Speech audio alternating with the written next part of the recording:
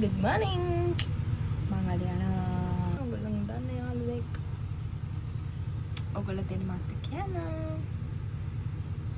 Hi ළමයි. ඔන්න ඉතින් මම අදත් ආවා. ඔයගොල්ලෝ සුපුරුදු පරිදි මගේ යාළුවා හම්බ වෙන්න. මෙයා ඉතින් ලංකාවේට වැකේෂන් ගිහින් ඇවිල්ලා හිටියා. ඉතින් මට කිව්වා එන්න පොඩි කෑමක් තියෙනවා. කෑම වල දෙක තුනක් තියෙනවා. ඉවර වෙන කලින් එන්න කියලා. ඉතින් මම යද්දි ඉතින් කෑම ඉවරයි. මොනා කරන්නද ඉතින් මං ගියා. ඉතින් එයා බලලා එන්න. මම යද්දි මෙයා හරි ලොකු හපකමක් කරගෙන ළමයි.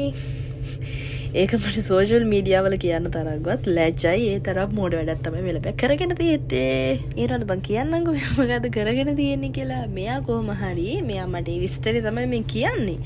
මෙයා කොහොම හරි මම යද්දි මම අක්කේ මට සනීප නෑ. මම මොකද උනේ කියලා. මෙන්න මේ මම මේ බලන බෝතලේ තියනා නේද? එයා කලින් දවසේ රෑ එයාට තිබා ඇවිල්ලා වතුර තිබා ඇවිල්ලා එයා නොදැන ඒ පොල් තෙල් බෝතලේ බීලා ළමයි මම යද්දි හොඳටම බඩේ අමාරුව හැදිලා වපණි කරනවා.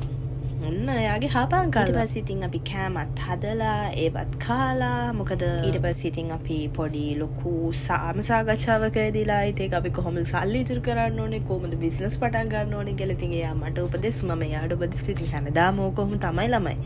ඒත් ඉතින් අපි ඒක නතර කරන්නේ නැහැ. ඕගොල්ලෝ තියනවාද එහෙම යාළුවෝ ඉතින් හම්බ වෙන හැම පාරකම මොකක් හරි සීරියස් එපිසෝඩ් එකක් තියෙනවම තමයි ළමයි. හැබැයි ඉතින් අපි ඒ වෙලාව විතරයි සීරියස් වෙන්නේ. ඊට පස්සේ අපිට අපි කතා කරේ මොනවද කියලාවත් මතක නැහැ. එහෙම තමයි ළමයි ඉතින් ඉන්න ටිකේ කාලා බීලා සතුටින් ඉන්න එපා. සල්ලි නෙමෙයි ජීවිතේම නේද? ඔයගොල්ලන් එක ගයිඩ් දෙයකට. ඊට පස්සේ අපි දෙන්න ගියා. මෙයා ඉන්නේ ගාඩන්ස් වලනේ. එතකොට ඒකේගොල්ලන්ගේ පූල් එකක් තියෙනවා. අපි දෙන්න ගියා ඒක චුට්ටක් බලන්න කියලා. මොකද අපි දෙන්න ප්ලෑන් කරන් ඉන්නවා ඊළඟට මීට් වෙන දවසේ අනිවාර්යයෙන්ම පූල් යන්න. හැබැයි තාමත් අපිට ඒක කරගන්න නම් බැරි වුණා. හොප්ෆුලි නෙක්ස්ට් ටයිම් බලමු අනිවාර්යයෙන්ම. ඉතින් අපි දෙන්න කොහොම හරි මේ වැඩේ කරන්න ඕනේ. මං ගියොත් අනිවාර්යයෙන්ම ඔයගොල්ලොත් එක්ක ෂෙයා කරගන්න කොහොමද ඉතින් පූල් එක්ස්පීරියන්ස් එක කියලා. ඉතින් ඩුබායි වලට ආවත් හරිය ඉතින් එහෙම එක්ස්පීරියන්ස් එකක් තාම ගන්න බැරි වුණා.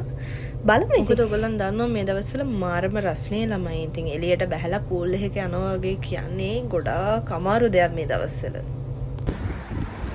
ළමයි ඔයගොල්ලන් දන්නවද මාර හුළඟ වුණාට මේ හුළඟ කෙලින්ම ලිප්පකට දාලා වගේ මාරම රස්නේ. මාරම රස්නේ. ආගන්නේ පුදුම හුළඟක් ඒ හුළඟ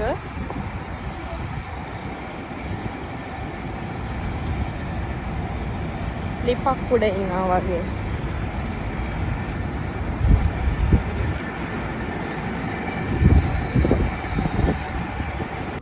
ඉතින් ඔයගොල්ලන්ට තේරුණානේ කොච්චර රස්නේද කියලා ළමයි. හුළඟ සෑහෙන්න. හැබැයි ඒ හුළඟ හරියටම ඔයගොල්ලන්ට කියන්නම් ඉතින් මාරම රස්නයක් එක කියන්න තේරෙන්නේ නැහැ. මොකද්ද ඒ රස්නේ කියලා එවිද ගන්නවා කණක් නෑ ළමයි. ඒ තරම් මාරම රස්නේ. ඔයගොල්ලන්ට පේනවනේ මගේ මොනේ කොච්චර අමාරුද කියලා. ඉතින් ඒ වගේ තමයි ඉතින් ළමයි ඩුබායි. ඉතින් එහෙම තමයි. වීඩියෝ එකෙන් හම්බ වෙනකන් හැමෝම පරිස්සමින් ඉන්න.